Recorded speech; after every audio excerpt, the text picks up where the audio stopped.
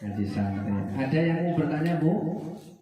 Kalau tidak ada saya mau jawab pertanyaan kemarin. Kalau nggak ada, kalau ada yang cash dulu, yang kemarin tak jadikan hutang. Sambil menunggu ya. Kemarin ada pertanyaan dari Pak Yuli, bertanya tentang ceramah Ustadz atau Buya Arasi tentang Islam, iman dan ihsan. Saya jawab itu udah, kalau kungfu itu udah kungfu tingkat tinggi ini. Kungfu tingkat tinggi ini betul apa nggih? Pada suatu hari ketika Rasulullah sedang berkumpul dengan para sahabat, datanglah seorang yang atau menyerupai orang berbentuk orang yang sudah sepuh. Disebutnya dalam bahasa Arab itu saikun. Saikun itu wis tuwa. Dia berpakaian putih-putih, berambut putih, berjubah putih.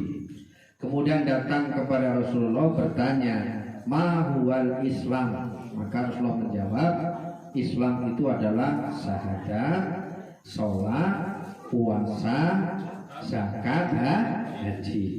Kemudian orang itu bertanya lagi, "Ma huwal iman?" Rasulullah menjelaskan, "Antum minu billah." Beriman kepada Allah, malaikat, kitab, rasul, qada dan hari akhir. Kemudian Rasulullah ditanya lagi, "Ma huwal ihsan?" Apa itu ihsan? Nah ini yang menjadikan kelas tinggi adalah ihsan. Kalau Islam insya Allah awake dhewe wis Islam. Gini betul? Kalau iman insya Allah okeh wong sing wis iman walaupun urung Islam. Okeh wong sing wis percaya tapi urung gelem nglakoni, akeh wong sing nglakoni tapi ora padha percaya. Itu tingkatnya baru Islam dan iman. Nyun sewu. Ada yang mengkategorikan termasuk orang-orang kejawen. Orang-orang Jawa itu jangan dianggap tidak beriman, dia beriman. Mung imane karo sing gawe urip. Lah sing gawe urip sapa? Ora genah. Mestinya sing gawe urip yo yang menciptakan alam semesta. Makanya kemarin Abang bikin YouTube, ada santri yang bertanya, apakah orang kejawen itu sembahyang? Sembahyang. Mung ora sholat. Tuh, bedane apa sembahyang karo sholat?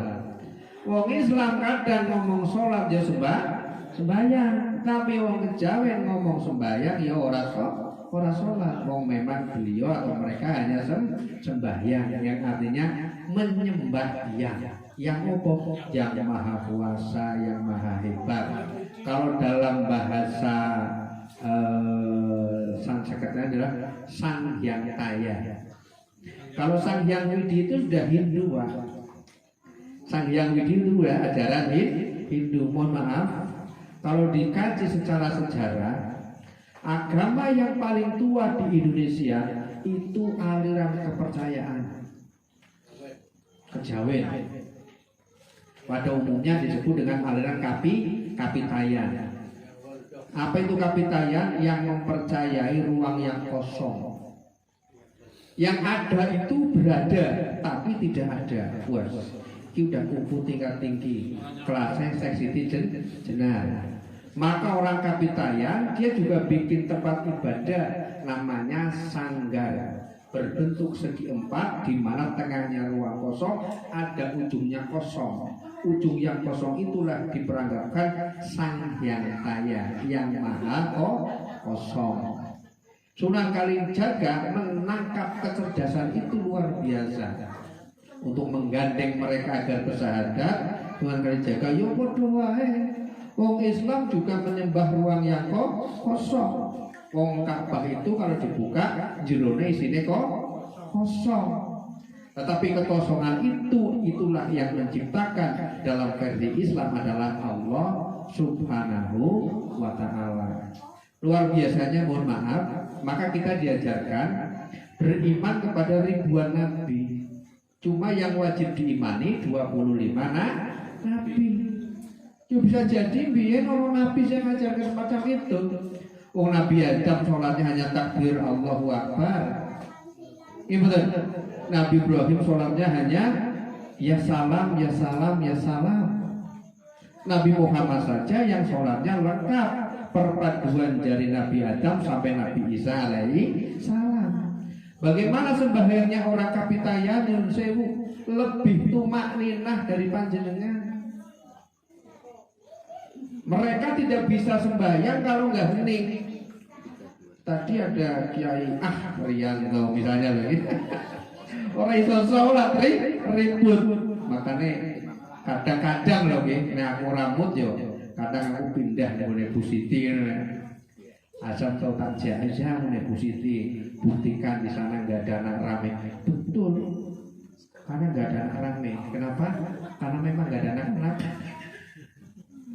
Saya pernah sholat di Villa Krista, ada anak, tapi ya wajar. Pernah sholat di Asalam, ya wajar. Di Asalam sana, ya wajar. Di Al-Falak ya wajar. Saya sekarang keliling, delok-delok wajar. Jadi bocah ribut, tapi ojo keributan. Tumak ninahnya, walaupun mereka tidak menyebut tumak ninah, subhanallah. Aliran Kapitayan misalnya, dia mulai sholat berdiri dengan seperti orang takbir, kemudian sedekap dengan tangannya memegang bulu hati sampai mendapat ketenangan. Kan kalau dalam bahasa Islam sampai mendapat kehusuan. Kemudian juga ruku. Konon katanya untuk menyeimbangkan hidup. Kita juga diajari ruku. Kapitayan juga sujud, walaupun ngomongnya orang sujud, dia menyentuhkan bagian mahkota kehormatannya ke tanah. Beliau juga duduk iftiros seperti tahiyatnya orang Islam, luar biasa. Sayangnya, Nyun Sewu, kita yang punya syariahnya, yang punya akidahnya, kadang cara melakukannya tidak sesuai dengan yang dicontohkan oleh Rasulullah Shallallahu Alaihi Wasallam. Mestinya ketika panjenengan sholat adalah untuk mendapatkan ketenangan, untuk mendapatkan kekhusyuan, makanya tumak nina, sing anteng dan lain sebagainya. Nah, kalau masalah iman, akeh wong percaya, aku percaya pada Gusti Allah. Tapi orang nglakoni perintah berarti urung Islam. Ono wong sing akeh nglakoni tetapi orang beriman. Contohnya apa? Ana dhafatu minal iman, ajaran sapa? Ajaran Islam. Kebersihan sebagian daripada iman. Tapi kurang nglakoni tok ora gelem beriman. Ono sing beriman tok ora gelem nglakoni. Nah, tingkatan tertinggi dari agama Islam adalah ihsan. Bagaimana orang melakukan sesuatu bukan karena orang lain. Sampai diibaratkan ihsan itu adalah engkau beribadah kepada Allah seolah-olah engkau bisa melihat Allah. Ini nih untuk pelajaran anak-anak yang ramai. Jadi kalau sholatlah seperti seolah-olah kita melihat Allah. Kalau kita tidak bisa melihat Allah, yakinlah bahwa Allah melihat kita. Maknanya bukan saja waktu sholat, maknanya juga waktu tanda tangan, waktu dagang, waktu nimbang dagangan, waktu nyang-nyangan, kan gitu. Walaupun orang iso delok Gusti Allah, ketika jenengan sumpah demi Allah wallahi sapi iki mau denyang 17 juta misalnya lho iki. HP iki second denyang 2 juta. Nah, waktu sumpah demi Allah walaupun ora iso delok Gusti Allah, yakin bahwa Allah melihat kita. Kalau sudah bisa menghadirkan Allah dalam kehidupan kita, itu namanya sudah ihsan. Kalau orang yang sudah ihsan, maka dia berbuat baik, dilihat atau tidak dilihat oleh manusia, dia tetap berbuat baik karena dia yakin bahwa yang melihat kebaikannya adalah bukan manusia. Sebab kalau yang melihat kebaikan adalah manusia, bisa jadi direkayasa jenengan melaku ono CCTV melakukannya diampi-ampi no ya.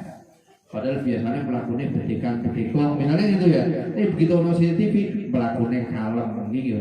Pak ibu-ibu ya melakukannya 3 WA ayu. Karena ono sisi TV. Tapi ono sisi TV subhanallah mungkin sakarepe dhewe berarti belum ihsan. Wah, kalau ihsan ini sudah diterapkan oleh tentara, subhanallah, jadi penjaga negara yang luar biasa. Kalau ihsan ini sudah diterapkan oleh Pak Polisi, subhanallah, jadi penegak keadilan keamanan yang luar biasa. Apalagi kalau ihsan ini sudah melekat kepada tenaga pengadilan, kehakiman dan lain sebagainya, adil makmur, was luar biasa. Itulah bedanya Islam, iman dan ihsan. Terakhir, si Syekh ini, orang tua ini bertanya kepada Kanjeng Nabi, mata syah, kapan hari kiamat? Nah, baru Nabi jawab, yang bertanya lebih tahu daripada yang ditanya. Artinya Nabi mengatakan, panjenengan malaikat lebih ngerti daripada kami, kata Kanjeng Nabi. Ketika orang tua ini pergi, kemudian Nabi bertanya kepada sahabat, tahukah kamu siapa tadi yang datang? Ya, sahabat rada ngerti. Karena memang anak kalane ada saatnya yang bisa melihat hanya Rasulullah. Jadi jangan heran kalau ada mungkin manusia biasa yang mendapatkan maunah, yang mendapatkan karomah, bisa dadi dia bisa weruh sing wong liya ora weruh. Cara bahasa Inggrisnya ngerti sadurunge winarno. Winara, oh ya, ngerti sadurunge winara. Wisono aban-aban tondo. Tetapi paling tidak Nabi dapat bocoran apa itu tanda hari kiamat, mata syah, kapan kiamat arep teko. Salah satunya, yo kalau tanda besarnya, kalau matahari sudah terbit dari barat. Tapi tanda-tanda kecilnya banyak. Apa itu tanda kecilnya? Kalau budak sudah melahirkan majikannya, akeh wong tuwa wedi karo anake. Akeh wong tuwa wedi karo anake. Budak sudah melahirkan majikan. Nah, yo nyatane yo akeh nggih. Akeh wong tuwa wedi karo anak, wedi mbok kelangan daripada minggat, yo rapilah dituruti dan lain sebagainya. Kemudian tanda-tanda yang menyangkut dengan komunitas kiai, komunitas ustad, lahirnya banyaknya ulama syuh. Ulama sing elek, ulama sing busuk, ulama yang menjual belikan agama untuk kepentingan pribadinya. Kalau masalah ini perlu waktunya abah bahas. Nanti udah pensiun ya. Sudah pensiun baru dibahas. Tanda-tanda kecilnya banyak. Ada nanti kalau padang pasir di Arab sudah tumbuh, rumput yang hijau sudah mengalir, danau mengalir, sungai sedikit tidak pun. Nah, tanggalnya kapan pertine ora roh, ora roh. Sing penting wala tamutuna illa wa antum muslimun, jangan sampai panjenengan sedo, jenengan wafat kecuali dalam keadaan memeluk agama Islam. Gitu nggih, seputar masalah Islam, iman, ihsan dan kiamat. Kalau lengkapnya ada Pak, buku akhir zaman 2 seri, tebalnya segini. 2 seri. Kebetulan apa punya?